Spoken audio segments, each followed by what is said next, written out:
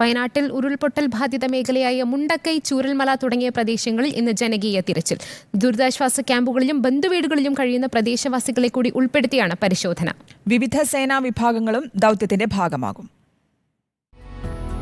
ദുരിതബാധിതരിൽ തെരച്ചിലിൽ പങ്കെടുക്കാൻ താൽപര്യമുള്ളവരെ വീടുകൾ നിലനിന്ന സ്ഥലത്തെത്തിച്ചാകും തെരച്ചിൽ നടത്തുക.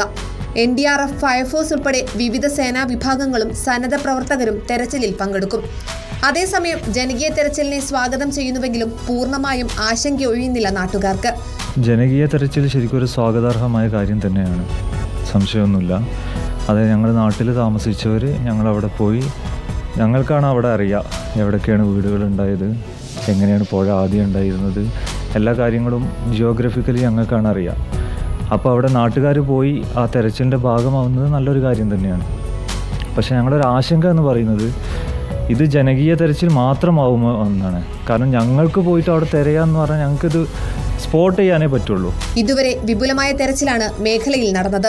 സൈന്യത്തിന്റെ ദൗത്യം ഇന്നലെ ഭാഗികമായി അവസാനിപ്പിച്ചിരുന്നു. അവസാനവട്ട ശ്രമമെന്ന നിലയിലാണ് ഇന്ന് 6 സംഘങ്ങളായി തിരിഞ്ഞുള്ള ജനകീയ തെരച്ചിൽ നടത്തുക. നാളെ ദുരന്തബാധിത മേഖലയിൽ പ്രധാനമന്ത്രി സന്ദർശനം നടത്തുന്നത് കണക്കിലെടുത്താണ് ദൗത്യം 6 തുടങ്ങി 11 അവസാനിപ്പിക്കുന്നത്.